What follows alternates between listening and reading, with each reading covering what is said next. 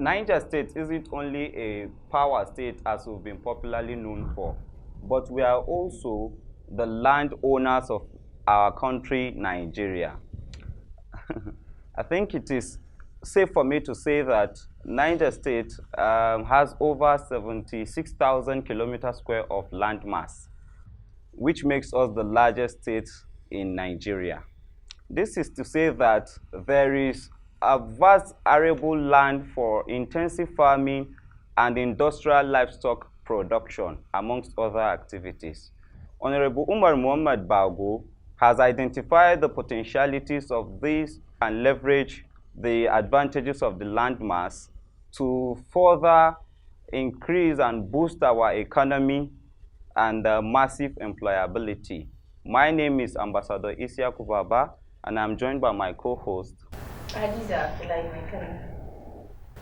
We are on the program, the White Cap Crusade, and today we will be discussing the agricultural sector and how Honorable Mohammed Bago would be making this sector an independent revenue-generating sector. By my distant right is, can you introduce yourself? My name is Shooaib Wana. I am the focal person, Survival Fund, Niger State, and at the same time, the technical assistant to the Chief of Staff on Media and Publicity. Great. Close to me is an ardent promoter of agriculture. Yeah, I'm Musa, Salihu Bawa, the Chairman Board of Trustees, AID. AID is Africa Youth Empowerment in Agriculture and Industrial Development Initiative. The former Director General for Smallholder Farmers and a board member, Community and Social Development Agency. Great. Bago is a promoter of agriculture, and he has shown this over time. In 2020, he facilitated the sensitization of over 500 farmers and also empowered them with water pumping machines, sprayers, amongst other equipment, which of course goes down to making life easy for them. Mr. What do you have to say about some of the things the Right Honorable has done as regards to agriculture? Right, thank you very much for this opportunity.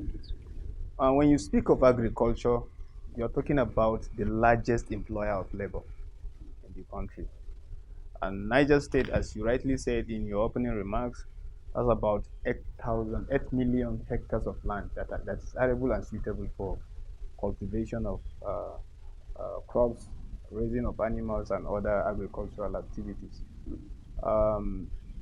We have the potential to employ the largest population of our youth in agriculture. But then, unfortunately, over the years, these potentials have not been harnessed to its maximization. But then, looking at the antecedents of Right Honorable Umaru Bago and what he has been able to do recently in order to empower people, particularly in this critical sector of agriculture, we have this assurance that then, if he is saddled with the responsibility of being the #1 citizen of the state, agriculture is going to be #1 of his priorities. I listened to him recently during the Youth Summit when he was asked questions on agriculture and what he intends to do. So let me just pick on some of the points he raised. He said, this is a sector that we don't need to be feeding. Rather, the sector should be the one feeding the state. That is in terms of resources and then employing people. Instead of pumping money into agriculture, let's allow agriculture to get us the money in order to develop other sectors. So I believe in that philosophy of making agriculture the employer and the source of generating revenue for the entire state. Niger State, in the last population census, that is in 2006, yes, we were about 3.8 million population. That has doubled. And 80% of this population live in rural. And people that live in rural areas, they are either directly farmers or indirect. So they survive on agriculture. So we cannot afford to neglect this critical sector. So what he has already been able to do as a legislator, we are hopeful and we have the belief that it can translate if he becomes the chief executive officer of the state. Thank you. I think, adding to what you said, I think the name I'm watching us wonder, okay, we're just giving figures, 8 million hectares and all that. In simple words, I think it means that 5% of arable land in Nigeria actually belongs to Niger State. So for any right-thinking leader, it's very important that agriculture should be one of the first priorities if they are coming into the state. And I think from some of the things we have here, I think the Right Honorable Bago has been very active in the agricultural sector. I think not to take the words of, I think we're going to speak to Musa, Salihu, Bawa, who's also the Director General of Total Restoration Team. I was wondering what that actually is before you go on and do that. Yeah, I think it's a known fact that just like we have mentioned that Niger State owns the largest landmass, not just by size, with water bodies and quite arable. And I think it's also known that predominantly Nigerites are farmers, and we depend solidly on farming. And the way to go is agriculture. Basically, like the last speaker have mentioned, Honorable Umaru Bago has been redirecting the minds of people, most especially the young people, you know, people left without much care or support to venture into agriculture because they can farm, they can feed themselves, and they can make money through it. My organization has been one of the organizations that have been partnering with Honorable Umar Bago, and so far so good. I think we have a data of more than 5,000 farmers that he has intervened. 5,000 farmers.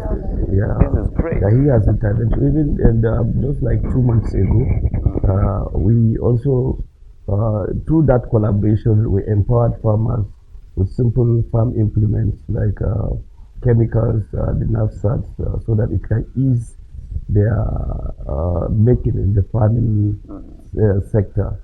You know, so basically, I think it's a fact that we also have agreed that look, we need to own this sector.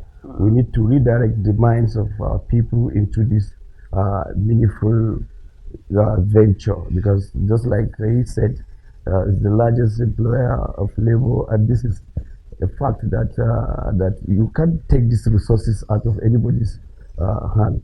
And if you carry out a survey, you discover that this farming belongs to young people, even though we try to sensitize them so that they can key into farming. But if you take an inventory to households, communities, even farming communities, you find out in every household, if you have 10 number of people, you find out that 7 of them are young people, and they are the one going to farm. You know, and this have solved their needs. So this is an encouragement to ensure that our young people, most especially on this sector, so that they can naturally have job for themselves. And also this has been a factor that we try to create a system that will be a value addition to the farmers, like improving market access to the farmers, so that these farmers are farming every day, but you keep asking them, why are they getting poorer? It's because of that linkages that they don't have. They don't have access to better market. They don't have access to inputs. No value chain. No value chain, you know, like that. So these are part of factors that we have been working with these farmers. And as I speak to you today, in this country, Niger State happens to be one of the leading states in terms of food production. Wow. Be it rice, maize, soya beans, sorghum, yam, and the rest. So this is quite interesting that people like Umar Bago have been so supportive. Most especially, that's what they call Central Facility Center. That initiative is trying to work around us in Niger State, where it should just be like a one-stop shop for farmers, where they can get quality input, and also they can produce, process, and package their produce. I think that is the end thing, and that is the direction that we're going. And we have been working out a project with him again, what they call school economic entrepreneurial development, meaning catching them young, using the school community as a conduit where these young people, students from the scratch, will take agriculture as a career. And that Wow. has been one of the things that we have been working with. From what you have just said, it Yeah. basically means that Honorable Umar has already seized into the agricultural sector before even assuming office, comes into 2023. Yeah, that's a fact because the major thing we do with him is under agriculture. We have already have over 20 units of greenhouses. That's Wow. the collaboration with Honorable Umaru. And this greenhouse and in existence, we have created more than 50 jobs, and they are there. And we produce pepper, bell pepper, cucumber, and other vegetables like that. And this have created a lot of jobs for these teeming youth.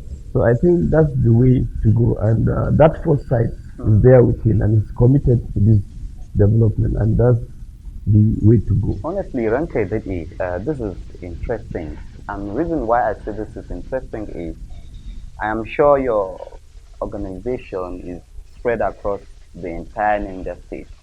And I kept on hearing that Honorable Umar Mohammed Bago has key into, this project to partner into seeing into that your programs are spread across the state.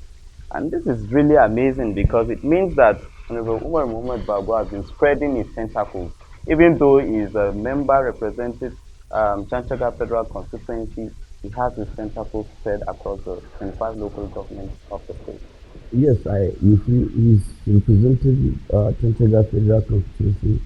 Chanchaga Federal Constituency is just like a mini state anywhere you go to, where you have a multi-ethnic setting, people with diverse kind of lifestyle like that. And, his exposure, he believes that almost everybody comes to the state capital.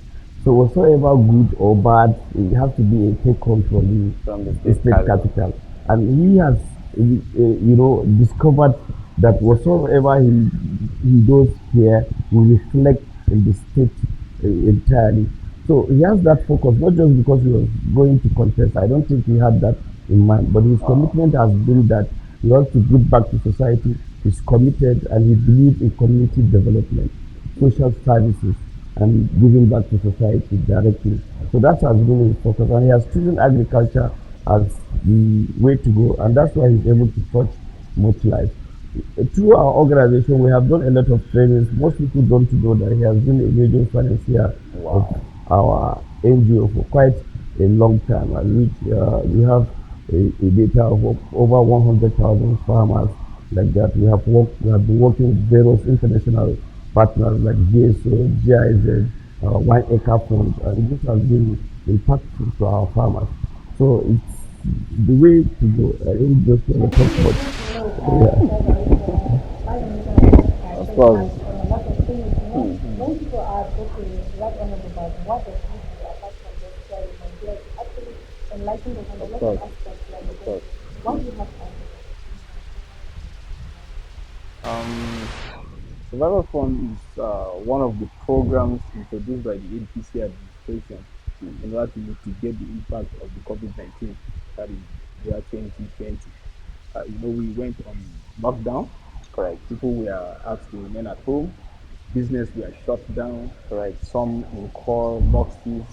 So it was in. At some point, I felt we were not going to come out. Yes, of course. So after the lockdown, people have to go back to their business. Right. Some businesses were critically affected, particularly the ones we are dealing with today, agriculture. Some farms were actually shut down. So they introduced some stimulus packages, a sort of emergency packages for people to have something in order to revive their businesses. On this track, they call it, we have the support for businesses, formal businesses that are registered. And then we have support for No, not farmers actually. Okay. We're talking about trade, transportation and artisan support. Okay. Okay. So that of farmers falls under business. So if you have a farm that you have registered with the CAC, Yeah. you can go online, register the business, register your staff, and all the losses you have incurred. So the federal government, in our own wisdom, will pay your staff 3 months' salary between 50 to 30,000 euros. So some businesses, particularly farms, we are able to revive themselves through that initiative. And then we have the business registration itself. Because we found out that businesses, we have a lot of businesses that have not been registered. So federal government now asks people to start registering their business. Niger State was allocated 6,000 slots in that aspect. So in that business that has to do with agriculture, that we are not captured, that we are captured, we have about 13,000 slots. That includes other sectors anyway. Apart from agriculture. But agriculture particularly was affected positively in this aspect. I could remember during my one of our interactive sessions in Abuja, members of houses of representatives were there. And he too was there, and he was happy to see that Niger State has keyed into the particular. I could remember some of the advices he gave me. Try as much as possible to sensitize your people in order to key in so that they can benefit from these packages. So you are talking about Honorable I'm Umaru. talking about Honorable So, Umaru. Of course, he was there, Interesting. and he helped with a lot of logistics for the program to have a successful. Logistics in form of transportation, in form of sponsoring some of our media jingles and all that. My And kishi this is to in tell Nashi you is interesting. how far he has gone in supporting that particular program I had. It's a very good one. Yes. I really enjoy the fact that Honorable Umar Muhammad Bago yana da kishin kasa. Yana da kishin state nashi, and he's been doing all he could, to see that things work across all stratas. Of course. Interesting. Yes, he's a well-focused individual, and he's a go-getter. It's one individual that I know that he has partnered with a lot of organizations, and he has set up. There are some mini factories in this state that those linkages came through him. We are aware of it. There are some mini rice mills like that. There's a rice mill there in before Peko. One day he called me that, look, I need to go and take a survey of those people there. When I went there, I discovered that cooperatives, over 50 cooperatives on the processing center. And as I speak to you, Wow. he provided an intervention to them.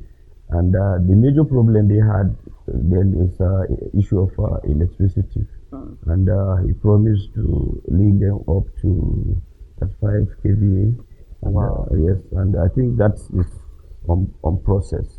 So anything about agriculture, he's always ready to intervene, and other entrepreneurial activity. Like this program, talking about the school project. This is a lost glory, because usually we used to have school farm project, like that. This is a lost glory, and this is one of the things that is focused on. He wants to ensure that one of our discussions that in this first stage, he wants to see that he empowered over 100,000 farmers so that they can stand on their own and they can produce, process, and then do their own packaging, their own branding, which is key. This is just the missing link within after. This is the way to go. We have that structure, we have that potential, and these resources we are not able to harness it, and he is coming to do that by God's will. And to add to that, talking about value chain, we one of the problems we are facing is the needed market, and he has demonstrated that by buying locally and distributing to the needy. He is now demonstrating the fact that we need to buy from our local farmers so that we can boost their income for them to be able to produce more. More recently, again, our retirees, we are given a truckload of rice, and this rice was purchased locally by the Honorable Bago himself. So value chain is a collaborative thing. Without the market and without people buying from the local farmers, you kill their business. So it is leadership demonstrated and leading by example, of course. Again, you see, you have emphasized on gender inclusion in the whole process. You find out in the database of our farmers, over 40% are women, because and that prompted, I think we now have women farmers club, like that. This came through his initiatives, and he has emphasized any data we are bringing on board, it has to be 40% women, and this is the direction to provide income and income security to our farmers. For me, that is, I like my stomach a lot. So I think coming up Bago zan koshi sosai, and that is what You have to be a farmer. You have to be a farmer. Okay, so I will be a farmer, then zan koshi. Okay. So we need to take this back to the audience because they've been itching. Everybody wants to talk. Agriculture, it has all to do with our stomach. So the time is yours again. We want to contribute a lot to what we're saying. Good evening. My name is Abdullahi Nakabuso. My question goes directly to the DG Sobaba from person of Shooaib, Wana. He was saying something that has to do with value chain, which I could not get it properly. That was why I feel like let me ask. But then, before he responds to this question, I must make it clear to this gathering that Niger State is one of the largest farmers. We have the largest farmers and production of soybeans. And unfortunately, when we are talking of value chain, I can't see any industry that is producing this vegetable oil here in Wana. And we are talking of products that we buy every day. We see people frying, that is akara, frying suya, and so on and so forth. These are value chain that we need to talk of. I could remember vividly some months back or years back to see Right Honorable Muhammad trained some particular set of youth on this value chain that has to do with production and production and the value chain of this particular product that I'm saying, soybean. So we don't know what really happened. Then secondly, to my senior director here, sir, actually, we see you as our leader, and we know you have done a lot as far as agriculture and youth development is concerned. So we talk of Bobi Grazing Reserve, we talk of Sunti Sugar Company, we talk of a lot more. But we don't know what really is the problem. These places, I can't say if they are contributing to the GDP of Niger State. And these are places that we should be proud of as Nigerite. Yes, we have Bobi Grazing Reserve, but it is only the architect of Bobi Grazing Reserve we have been seeing all this while. I can say there was a time that we have keen interest as far as this reserve is concerned. But all of a sudden, it's just like a mirage. The closer we get, nothing we see. So thank you so much, sir. I would like you to respond to us as far as all these white elephant projects are concerned, and so also the value chain that has to do with Honorable Shooaib Awaisu. Thank you so much. My question is, there are so many challenges small farmers do face in terms of technology. Aspiration of farming, how do you think Honorable Umaru can reach out to them in terms of the farming? In terms of value chain that we're talking about, I dwell on rice because this is the most easiest one we can process and package and sell immediately. But unfortunately, there are other potentials that we have been giving out to other states and other countries. For instance, meat.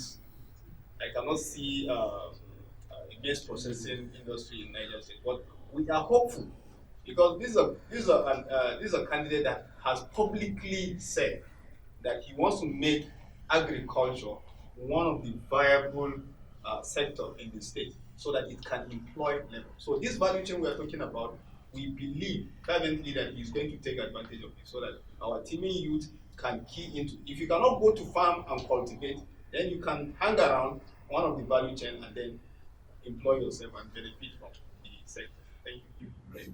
Yes, let me add to the value chain, especially let me take soybean about value addition majorly and for our community drivers that local women or youths around them. The value chain involved like cheese, you can drive oil out of it, you can do steel, So, but the aspect of value addition is the issue, is the end thing. Like the processing he's talking about is very, very important. Like the quality assurance also is key because it's not all soybeans that you can get a required, percentage of oil that you want. That's why the market is very, very strict because of the quality assurance. But soya beans is one produce that everything in it is money. Everything in it is money because I chair the soya beans growers cooperative Apex, and also I'm the chairman under the CBN Anchor Growers. I chair the soya beans. So the value chain there even beyond rice. The money you can get through soya beans is more than rice because you can get multiple income through it. Apart from oil, lipstick, powder, cheese, milk, everything there is no any animal feed that is credible for any animal to feed that you won't find soya beans in it because of its nutritional value. So it's key. Then the aspect of city sugar, most of these places they are mega factories or companies. Their target is not even the local markets at all. But the benefit we get there is because we get employment. Like a lot of our indigenous have been employed there, and the Bobby Grazing Reserve is on process, and definitely I know very soon it will be. All right. Before you give it a finishing touch, I want the audience to they really need to clap for us because we've done. Okay. If you have been watching, we have been discussing Bago, or Right Honorable Umaru Bago, and his plans for the agricultural sector, and not just that, but also his achievements and landmarks in that particular area. I think lots of light was shed on that by Madam Musa Salihu Bawa, who is the Director General Total Restoration Team. Thank you for coming on this program today. And also Shooaib Wana, who is the focal person at Survival Funds for Niger State. Thank you for also coming on the program. So I think we have learned a lot. And I think from all that we have heard from them, we know that Right Honorable Bago is walking in the right direction. And for one, Niger State owning over 25% of the landmass of Nigeria for any right-thinking leader, I think agriculture is the way to go. And Right Honorable Umaru Bago is definitely thinking of agriculture as one of his priorities. Kudos, and then I think good luck to us in 2023. This has been the White Cap Crusade, a production of the Bago Media Centre. I'm Hadiza in Kano together with my uncle, or rather the new uncle. Ambassador Isyaku Baba. Have a good night. See you next time.